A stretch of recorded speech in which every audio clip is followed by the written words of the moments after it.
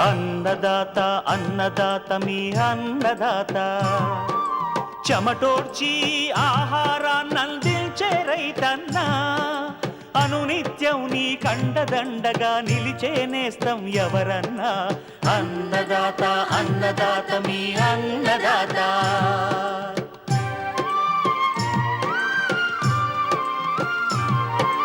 నూతన రీతుల సాగుబడికి, నూరింతలు పెరిగే దిగుబడికి సూచనలిచ్చే సస్య రక్షణకు, పశు పోషణకి శాస్త్ర విజ్ఞానం అందించి ముందుకు నడిపే తెలుగు రైతు భారతదేశానికి మకుటం అయ్యేలా తీర్చిదిద్దే ఆశయంతో మిమ్ము మేలు కొలిపేది అన్నదాత. అన్నదాత అన్నదాత మీ అన్నదాత. అన్నదాత అన్నదాత మీ అన్నదాత. అన్నదాత ప్రేక్షకులకు నమస్కారం. ఈనాటి ముఖ్యాంశాలు: ఖరీఫ్ వరి నారుమళ్లలో ఎరువులు, కలుపు యాజమాన్యం, మామిడి, జీడి మామిడి తోటల్లో కోత అనంతర చర్యలు, ఖరీఫ్ ఉల్లి సాగులో యాజమాన్యం,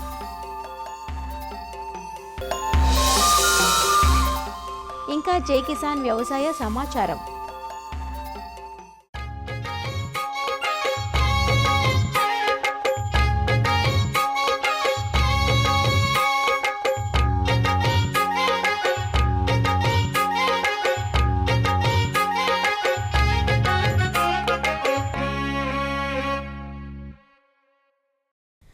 భారతదేశంలో వ్యవసాయం అనేది వర్షాలపై ఆధారపడి ఉంటుంది. ముఖ్యంగా వర్షాల రాక పంట కాలాలను మారుస్తుంటుంది. వర్షాలు పడటం ఆలస్యం, రైతులు ఆదరాబాదరాగా పొలం పనులు మొదలు పెడతారు. విత్తు విత్తి మొక్క మొలకెత్తడంపైనే రైతులందరి దృష్టి ఉంటుంది. దీంతో పంటకు అందించే పోషకాలను సకాలంలో అందించలేకపోతుంటారు రైతులు. ఆనక పిచికారి రూపంలో పైపాటుగా పోషకాలను అందిస్తుంటారు. అదే పోషకాలను ఒక పక్క ప్రణాళికతో అందించగలిగితే మొక్కల పెరుగుదల బాగుంటుంది. ఖరీఫ్ వరి నారుమళ్లలో పోషకాలు, కలుపు యాజమాన్యం గురించిన సమాచారాన్ని మనకందిస్తున్నారు ప్రొఫెసర్ జయశంకర్, తెలంగాణ రాష్ట్ర వ్యవసాయ విశ్వవిద్యాలయం, మెదక్ జిల్లా నత్నాయపల్లి వ్యవసాయ పరిశోధన స్థానం ప్రధాన శాస్త్రవేత్త డాక్టర్ శోభ. వరి నారుమడికి ఏ విధమైనటువంటి చర్యలు చేపట్టాలి అనే విషయం గురించి మనము ఇప్పుడు మాట్లాడుకుంటున్నాము. రైతులు ఎక్కువగా ఎరువులు మోతాదు రసాయనిక ఎరువుల రూపంలోనే నారు బాగా పెంచాలి అని చెప్పేసి చూస్తుంటారు. అలా కాకుండా నారుమడిని దున్నడానికి ఒక నెల రోజుల ముందరనే మనము జనుము కానీ జీలుగ కానీ చల్లుకొని వాటిని దుక్కిలో దున్నుకోవడం మూలంగా మనకి నారు కూడా మంచిగా ఆరోగ్యవంతంగా ఏపుగా పెరగడానికి ఆస్కారం ఉంటుంది. వడ్లని మనం తీసుకొచ్చిన తర్వాత విత్తన శుద్ధి ఖచ్చితంగా చేసుకోవాలి. కిలో విత్తనానికి 1 గ్రాము కార్బన్డిజం చొప్పున కలుపుకొనేసి విత్తన శుద్ధి చేసుకోవాల్సి ఉంటుంది. విత్తనాలు మండకట్టి మొలకెత్తిన తర్వాత మనం నార్మల్లో చల్లుకోవడం జరుగుతుంది. కాబట్టి ఇలా చల్లుకునేటప్పుడు మనం దుక్కిలో ఒక 2 గుంటల నార్మడికి 2 కిలోల నత్రజని, అంటే దీంట్లో 1 కిలో నత్రజని దుక్కిలో వేసుకోవాలి. 1 కిలో నత్రజని 8 నుంచి 10 రోజుల లోపు వేసుకోవాల్సి ఉంటుంది. అదేవిధంగా దుక్కిలో మళ్ళీ 1 కిలో భాస్వరం ఇచ్చేటటువంటి ఎరువు, 1 కిలో పొటాష్ ఇచ్చేటటువంటి ఎరువుల్ని మనము దుక్కిలో వేసుకోవాల్సి ఉంటుంది. నారు పెరుగుదల దశలో కనుక మనము ఏమైనా లోపాలు కనుక గమనించినట్లయితే, ముఖ్యంగా జింక్ లోప లక్షణాలను మనం చూస్తూ ఉంటాము. ఆకులు ఎర్రబడ్డం ఇలాంటి కనుక గమనించినట్లయితే 2 గ్రాములు జింక్ సల్ఫేటు 1 లీటర్ నీటికి చొప్పున కలుపుకొని పిచికారీ చేసుకోవాల్సి ఉంటుంది. అదేవిధంగా ఐరన్ లోప లక్షణాలు కూడా చూస్తూ ఉంటాము. అంటే ఆకులు తెల్లబడ్డం లాంటివి కనుక గమనించినట్లయితే దీనికి 5 గ్రాములు అన్నబేది 1 గ్రాము నిమ్మ ఉప్పు 1 లీటర్ నీటికి చొప్పున కలుపుకొని పిచికారీ చేసుకోవాల్సి ఉంటుంది. నార్మల్లో మనకి కలుపు సమస్య కూడా ఉంటుంది కాబట్టి ముఖ్యంగా 8 నుంచి 10 రోజుల్లోపు బ్యూటాక్లోర్ అనేటటువంటి మందుని 5 మిల్లీలీటర్లు 1 లీటర్ నీటికి చొప్పున కలుపుకొని పిచికారీ చేసుకోవాలి. ఊదా, ఒలిపిరి లాంటి గడ్డి జాతులు కనుక గమనించినట్లయితే దీనికి సెహలోపాప్ పి బ్యూటైల్ అనేటటువంటి మందును 1.5 మిల్లీలీటరు 1 లీటర్ నీటికి చొప్పున కలుపుకొని పిచికారీ చేసుకోవాల్సి ఉంటుంది. షిగపురుగు సమస్య ఎక్కువగా గమనిస్తున్నాం కాబట్టి మనము నారు పీకేటటువంటి 1 వారం రోజుల ముందర దీనికి కార్బోఫిరాన్ 3G అనేటటువంటి మందుని ఒక 2 గుంటల నార్మల్కి 800 గ్రాముల చొప్పున కనుక గుళికలు వేసుకున్నట్లయితే సిగపురుగు కూడా నివారించుకోవచ్చు. సిగపురుగు అనేది ఈ రెక్కల పురుగు ఆకు చివర్లలో గుడ్లు పెడుతుంది కాబట్టి నారు పీకేటప్పుడు కూడా ఆకు చివర్లని మనం కత్తిరించడం ద్వారా కూడా సిగపురుగు ఉధృతిని తగ్గించుకోవడానికి అవకాశం ఉంటుంది.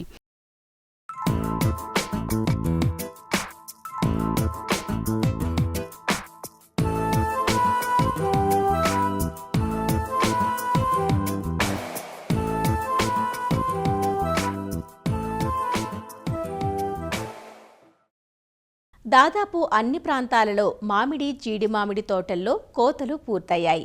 సాధారణంగా మామిడి, జీడి మామిడి తోటల్లో పూత ప్రారంభమైనప్పటి నుంచి యాజమాన్య పద్ధతులను చేపట్టే రైతులు కోతలు పూర్తయ్యాక మళ్లీ సీజన్ వచ్చేంత వరకు తోటలను అశ్రద్ధ చేస్తూ ఉంటారు. దీంతో తోటల్లో ఎండు పుల్ల పెరిగి చీడపీడలు పెచ్చురిల్లి దిగుబడులు తగ్గిపోతాయి. అలా కాక చెట్లకు కొన్ని రోజులు విశ్రాంతినిచ్చిన అనంతరం జూలై మాసంలో కొమ్మ కత్తిరింపు చేసి సరైన పోషక సస్యరక్షణ యాజమాన్యాన్ని చేపడితే వచ్చే సీజన్ నాటికి చెట్లు ఆరోగ్యంగా ఉండి అధిక ఫలసాయాన్నిస్తాయి. కోత అనంతరం మామిడి, జీడి మామిడి తోటల్లో చేపట్టాల్సిన చర్యలను ఆచార్య ఎన్జీ రంగా వ్యవసాయ విశ్వవిద్యాలయం, శ్రీకాకుళం జిల్లా నైరా వ్యవసాయ కళాశాల విస్తరణ విభాగం అధ్యాపకులు డాక్టర్ చిన్నమనాయుడు నుంచి తెలుసుకుందాం. ఈ ఉత్తర కోస్తా జిల్లాలో కానీ రాష్ట్రంలో కూడా మామిడి తోటలు, అదేవిధంగా జీడి మామిడి తోటలు కూడా ఎక్కువ విస్తీర్ణంలోనే మరి సాగులో ఉన్నాయి.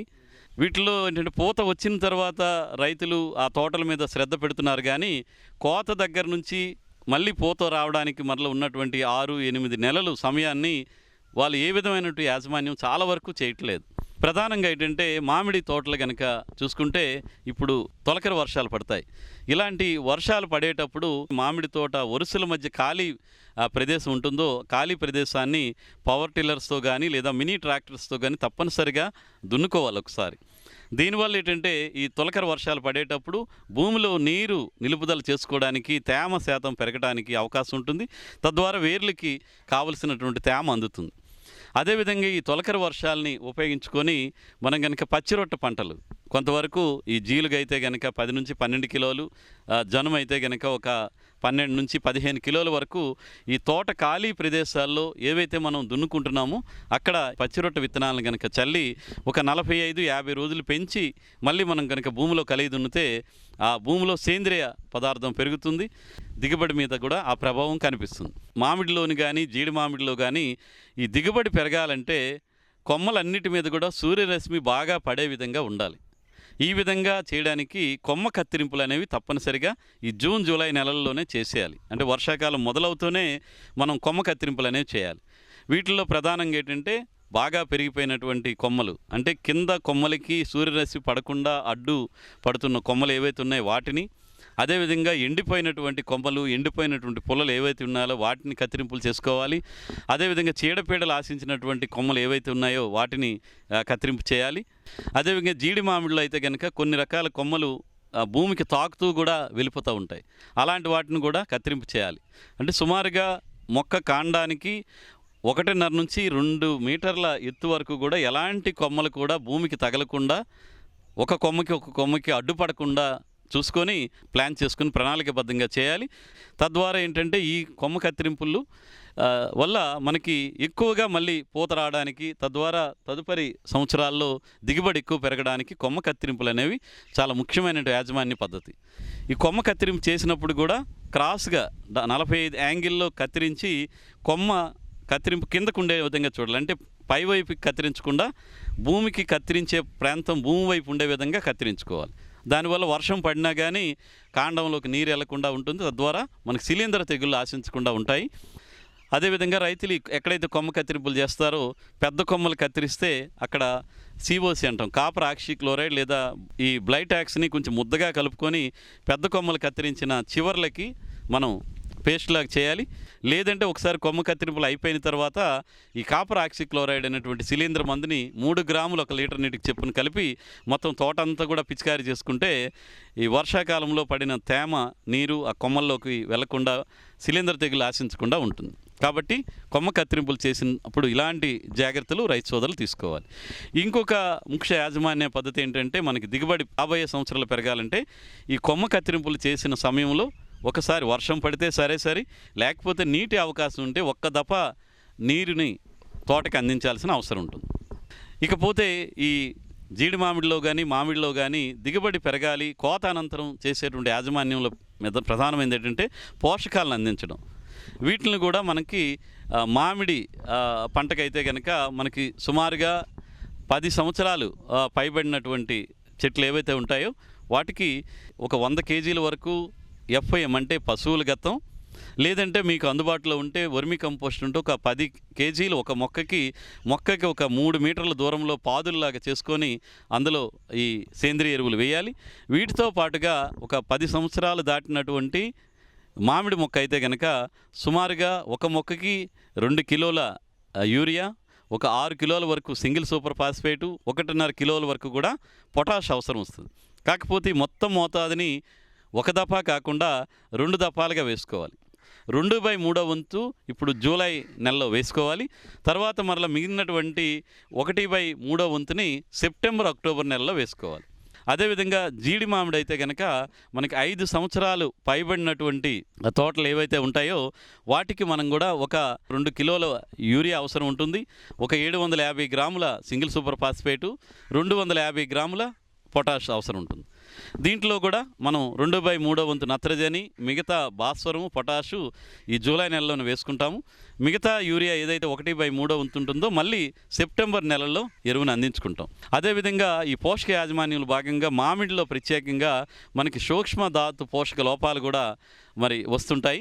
దానికోసం గాను మనం సూక్ష్మధాతు మిశ్రమాలు దొరుకుతున్నాయి. అవైతే కనుక లీటర్కి 5 గ్రాములు చొప్పున కలిపి 2 దఫాలుగా మనం పిచికారీ చేసుకోవాలి. ఇప్పుడు ఆగస్టు నెలలో ఒక దఫా, మళ్ళీ అక్టోబరు ఆ నెలల్లో ఒకసారి 2 దఫాలు కనుక పిచికారీ చేస్తే ఒకటి కొమ్మ పెరగడానికి, 2వ దఫా పిచికారీ చేసింది ఏంటంటే కాయ పెరగడానికి ఉపయోగపడుతుంది. కాబట్టి ఈ విధంగా మనకి ఈ జీడి మామిడిలో కూడా దిగుబడి పెరగడానికి చాలా అవకాశం ఉంటుంది.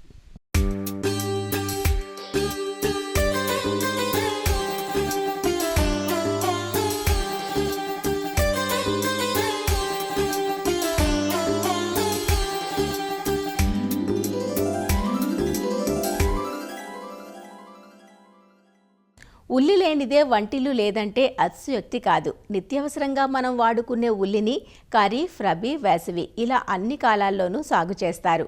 వాణిజ్యపరంగా అధిక విస్తీర్ణంలో ఈ పంట సాగులో ఉంది. గుండె జబ్బులకు దివ్య ఔషధమైన ఉల్లి శరీరంలోని కొలెస్ట్రాల్ని తగ్గించడంలో కీలక పాత్ర పోషిస్తుంది. అంతేకాదు కంటికి, జ్ఞాపక శక్తికి, జీర్ణక్రియకు ఉపయోగపడుతుంది. అందుకే తల్లి కూడా చేయని మేలు ఉల్లి చేస్తుందంటారు. ముఖ్యంగా గుంటూరు, శ్రీకాకుళం, విజయనగరం, విశాఖపట్నం వంటి జిల్లాల్లో సాగవుతున్న దాదాపు 75,000 ఎకరాల్లో సాగును ఆక్రమించిన కర్నూలు జిల్లా ఉల్లి సాగుకు పెట్టింది పేరు. జూలై, ఆగస్టు మాసాలు ఖరీఫ్ ఉల్లి నాటేందుకు అనువైన సమయం. మంచి యాజమాన్యంతో ఖరీఫ్ ఉల్లి నుంచి ఎకరాకు 14 నుంచి 15 టన్నుల దిగుబడి పొందే అవకాశం ఉంది. మరి వర్షాలు ఆటంకంగా ఉండే ఈ సీజన్ పంట నుంచి నాణ్యమైన అధిక దిగుబడులు పొందాలంటే సాగులో ఎలాంటి శాస్త్రీయ విధానాలను పాటించాలో ఇప్పుడు తెలుసుకుందాం.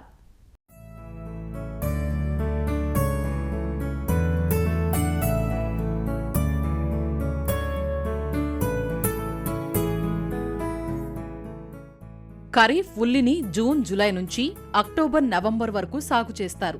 ఉల్లి సాగుకు నీరు నిలవని సారవంతమైన మెరక నేలలు అనుకూలంగా ఉంటాయి. ఎంచుకున్న రకాన్ని బట్టి 120 నుంచి 150 రోజులలో పంట పూర్తవుతుంది. యాజమాన్యం సక్రమంగా పాటించిన రైతులు ఉల్లి సాగులో ఎకరాకు 140 నుంచి 150 క్వింటాళ్ల వరకు అధిక దిగుబడులు సాధిస్తున్నారు. ఈ పంట సాగులో కాలానుగుణంగా రకాలను ఎంచుకోవలసి ఉంటుంది. బళ్ళారి రెడ్ పాయలు పెద్దగా ఉండి తెలుగు రాష్ట్రాలలోని అన్ని ప్రాంతాలలో సాగుకు అనుకూలంగా ఉంటుంది. పూసా రెడ్ పాయలు మధ్యస్థంగా అంటే 70 నుంచి 90 గ్రాముల బరువు ఉండి తక్కువ ఘాటుతో ఎక్కువ నిల్వ నాణ్యత ఉంటుంది. అర్కా నికేతన్ ఖరీఫ్, రబీ కాలాలకు అనువుగా ఉండి ఒక్కో గడ్డ 100 నుండి 180 గ్రాముల బరువు ఉంటాయి. పాయలు గుండ్రంగా ఎరుపు రంగులో ఉంటాయి. అర్కా కళ్యాణ్ ఖరీఫ్ సీజన్కు అనుకూలంగా ఉండి ఆకుమచ్చ తెగులును తట్టుకుంటుంది.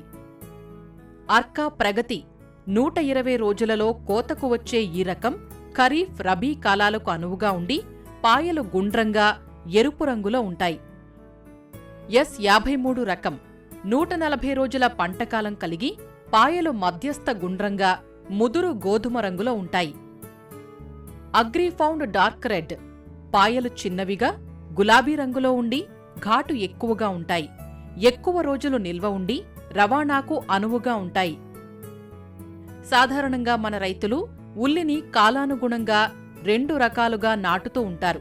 భూమిని బాగా దుక్కి దున్ని బోదెలు చేసి దానికి ఇరువైపులా నాటటం ఒక పద్ధతి అయితే సమతుల మళ్లలో నాటుకోవటం మరొక పద్ధతి. ఖరీఫ్లో వర్షాలు ఎక్కువగా ఉంటాయి కనుక బోదెలు చేసి నాటే పద్ధతిని ఆచరిస్తే గడ్డలు నాణ్యంగా ఉంటాయి. ఎకరా పొలంలో విత్తుకోవటానికి 3 నుంచి 4 కిలోల విత్తనం సరిపోతుంది. కిలో విత్తనానికి 8 గ్రాముల ట్రైకోడెర్మా విరిడి కలిపి విత్తన శుద్ధి చెయ్యాలి. లేదా 3 గ్రాముల థైరం లేదా కాప్టాన్ కలిపి శుద్ధి చేసుకున్నట్లయితే చీడపీడల బారి నుంచి పైరును కాపాడుకోవచ్చు. నారు పెంపకానికి నీరు నిల్వ ఉండని ఎత్తైన ప్రదేశాన్ని ఎంపిక చేసుకోవాలి. ఎంచుకున్న పొలాన్ని 3-4 సార్లు బాగా దుక్కి దున్నుకోవాలి. ఒక్కో నారుమడి 1 మీటరు వెడల్పు, 3 మీటర్ల పొడవు, 15 సెంటీమీటర్ల ఎత్తు ఉండేలా ఎత్తు మళ్లను చేసుకోవాలి. 2 మడుల మధ్య 1 అడుగు దూరం ఉంచుకోవాలి. ఎకరా పొలంలో నాటుకోవడానికి 200 నుంచి 250 చదరపు మీటర్లలో పెంచిన నారు సరిపోతుంది.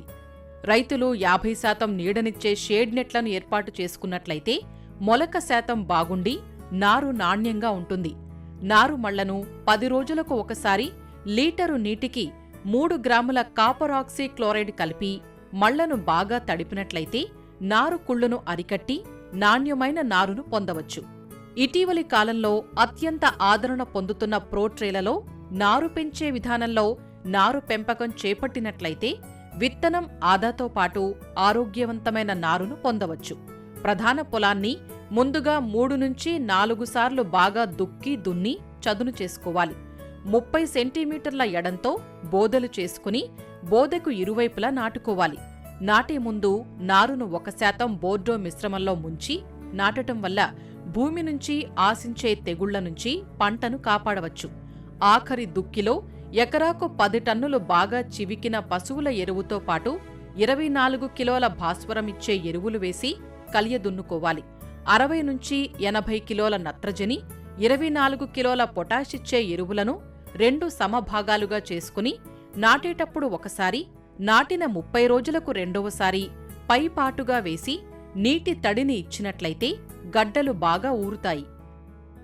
ఖరీఫ్లో అడపాదడపా పడే వర్షాలకు కలుపు సమస్య ఎక్కువగా ఉంటుంది. కాబట్టి నారు నాటే ముందు భూమిలో తగినంత తేమ ఉన్నప్పుడు ఎకరాకు 1.3 లీటర్ల నుంచి 1.6 లీటర్ల పెండిమిథాలిన్ లేదా 200 మిల్లీలీటర్ల ఆక్సీఫ్లోరోఫిన్ 200 లీటర్ల నీటికి కలిపి నేలపై పిచికారీ చేసుకోవాలి. విత్తిన 35 నుంచి 40 రోజుల దశలో ఒకసారి అంతర కృషి చేసి మొదళ్లకు మట్టిని ఎగదొయ్యాలి. దీనివల్ల గడ్డలు బాగా ఊరి నాణ్యమైన దిగుబడులు పొందవచ్చు. వాతావరణ స్థితిగతులు, నేలలను అనుసరించి ప్రతి వారం 10 రోజులకు ఒకసారి నీటి తడిని అందివ్వాలి. ఉల్లి 50% ఆకులు ఎండి నేలపై వాలినప్పుడు తీతకు వచ్చిందని గుర్తించాలి. గడ్డలు పీకిన తరువాత పొలంలోనే వీటిని ఒక వరుసలో ఉంచి 2-3 రోజుల పాటు ఆరబెట్టాలి. దీనినే క్యూరింగ్ అంటారు. తర్వాత గడ్డకు 2.5 సెంటీమీటర్ల కాడ ఉంచి ఉల్లి ఆకులను కొయ్యాలి. దీనివల్ల కాడలోని ఘాటు గడ్డలోకి చేరి ఎక్కువ రోజులు నిల్వ ఉంటాయి. వీటిని సైజుల వారీగా గ్రేడింగ్ చేసుకుని మార్కెట్ చేసుకున్నట్లయితే అధిక ధర పొందే అవకాశం ఉంది. ధర తక్కువగా ఉన్న సమయాల్లో గోదాముల్లో నిల్వ చేసుకుని అటుపై అమ్ముకునే అవకాశం ఉంటుంది.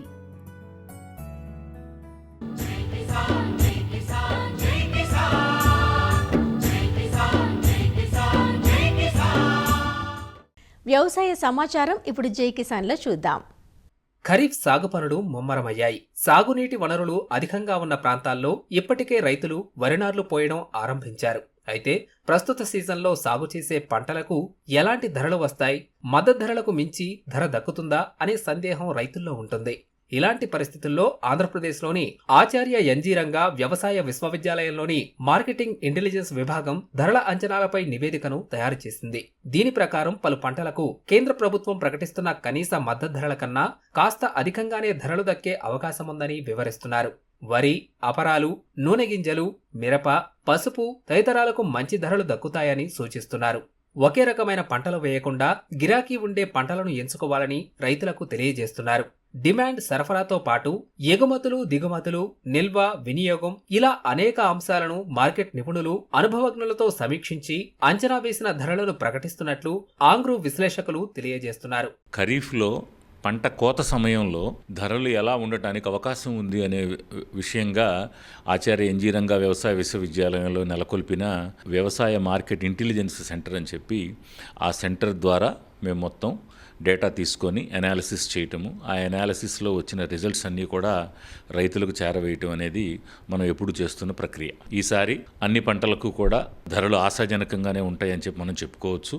ముఖ్యంగా వీటిల్లో కూడా అపరాలకు ఈసారి మంచి డిమాండ్ ఉండే అవకాశం ఎక్కువగా కనిపిస్తూ ఉంది. ఎందుకంటే మనకు అపరాలు పోయిన సంవత్సరంతో పోల్చుకుంటే మన ఆంధ్రప్రదేశ్లోనే కాదు దేశం మొత్తం మీద కూడా వాటి విస్తీర్ణం అనేది చాలా తక్కువగా వేయటం జరిగింది. మనకు షార్టేజ్ అనేది వచ్చింది. వరికి కూడా మంచి ప్రైసెస్సే లభించే అవకాశం ఉంది. ఎందుకంటే మన సన్న బియ్యానికి కానివ్వండి, మనకు నూకలు కూడా ఎక్కువగా ఎక్స్పోర్ట్ అయ్యే ఛాన్సెస్ ఈ సంవత్సరం కూడా ఎక్కువగా ఉన్నాయి. ఎందుకంటే మన ఏషియన్ కంట్రీస్ నుంచి మంచి డిమాండ్ ఉంది బియ్యానికి. తర్వాత ఆఫ్రికన్ కంట్రీస్ నుంచి కూడా నూకలకు కూడా బాగా డిమాండ్ ఉందని చెప్పి మనకు అర్థమవుతా ఉంది. వరి సాధారణ రకానికి 2200 నుంచి 2350 రూపాయల వరకు ప్రైస్ ఉంటుందని, తర్వాత ఏ గ్రేడ్కి కూడా 2300 నుంచి 2575 రూపాయల వరకు కూడా రైతులకు ధరలు లభిస్తాయని చెప్పి చెప్తున్నాం. సో ఈ నేపథ్యంలో మనం చూసినట్టయితే మనకు మొన్ననే కనీస మద్దతు ధరలు అనేది గవర్నమెంట్ ఆఫ్ ఇండియా వాళ్ళు మనకు ఇవ్వడం జరిగింది. వాటి ప్రకారంగా చూస్తే 2300, 2320 రూపాయలుగా వాళ్ళు ఫిక్స్ చేశారు. మన కనీస మద్దతు ధర నుంచి పైచిలుకే మనకు ధరలు ఉంటాయని కూడా మనం ఈజీగా చెప్పగలిగే పరిస్థితి ఉంది. అదే రకంగా మొక్కజొన్నను కనుక మనం చూసుకున్నట్లయితే మొక్కజొన్న ప్రైసెస్ వచ్చి 22-25 రూపాయలుగా గవర్నమెంట్ ఫిక్స్ చేయడం జరిగింది. తర్వాత జొన్నలకు వచ్చేసరికి హైబ్రిడ్కి కూడా 33-71 రూపాయలుగా ఫిక్స్ చేయడం జరిగింది. మొక్కజొన్నలకు కూడా మన దగ్గర ఇప్పుడు ఇథనాల్ ప్రొడక్షన్కి కూడా ఈసారి ఎక్కువగా డిమాండ్ ఎక్స్పెక్ట్ చేస్తూ ఉన్నాము. ఆ తర్వాత దేశీయంగా కూడా మొక్కజొన్నలకు మంచి డిమాండ్ వచ్చే అవకాశం ఉంది.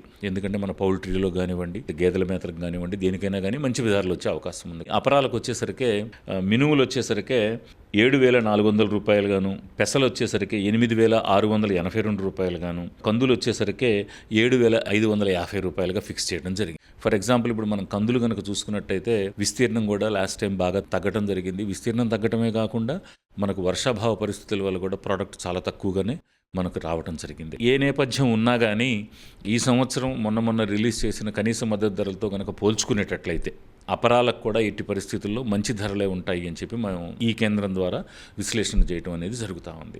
మన రైతు సోదరులు ఏంటంటే ఈసారి వేరుశనగ కనుక వేసుకునేటట్లయితే వాళ్ళు ఇచ్చిన మద్దతు ధర 6783 రూపాయలుగా కన్నా కొంచెం ఎక్కువగానే వచ్చే అవకాశం, ఎందుకంటే డిమాండ్ బాగుంది. ఈ వేరుశనగకు కానివ్వండి, నెక్స్ట్ సన్ఫ్లవర్కి కానివ్వండి, సాఫ్లవర్ కుసుమ నూనెకి కానివ్వండి, ఆ తర్వాత సోయాబీన్కైనా కానీ మంచి ధరలే వస్తాయని చెప్పి ఎక్స్పెక్ట్ చేస్తూ ఉన్నాం. పసుపు పంట కూడా ఈసారి ఎక్కువగా వేసే అవకాశం ఉంది. విత్తనానికి కూడా మంచి డిమాండ్ పెరిగింది. ఇప్పుడు మీరు చూసినట్టయితే మనకు దగ్గర 13,000 నుంచి 14,000 వరకు పసుపు కొమ్ములు కానివ్వండి, పసుపు కాయలు కానివ్వండి మంచి ధరే లభిస్తూ ఉంది ఇప్పుడు ప్రజెంట్ మార్కెట్లో. మిర్చికి కూడా మంచి రకమైన అంటే ప్రీమియం రకాలు ఉన్నాయి మనకు, తేజ కానివ్వండి, ఇలాంటి రకాలు బ్యాడిగీలు కానివ్వండి, వాటన్నిటికీ కూడా ఈ సంవత్సరం వేసుకునే పంటకు కూడా బాగానే ధరలు వస్తాయని చెప్పి ఎక్స్పెక్ట్ చేస్తా ఉన్నాం. అదే రకంగా మనకు నార్మల్ రకాలు కూడా ఉన్నాయి 5 కానివ్వండి, లేకపోతే 10 కానివ్వండి, చాలా చెప్తున్నారు మన వాళ్ళు 341, 344 అని. సో ఈ రకాలకు కూడా నార్మల్ రకాలకు కూడా మంచి ధరలే ఉంటాయి. దగ్గర 16,000 వరకు దానికి ఉంటుందని ఎక్స్పెక్ట్ చేస్తున్నాము. తర్వాత ప్రీమియం రకాలకు వచ్చేసరికి తేజ కానివ్వండి, బ్యాడిగీలు కానీ వీటికి కూడా ఎట్టి పరిస్థితులు 22,000 నుంచి 23,000కు తగ్గకుండా ప్రైసెస్ ఉంటాయని చెప్పి మనం ఎక్స్పెక్ట్ చేస్తాం. సో కాటన్కి కూడా మన వాళ్ళు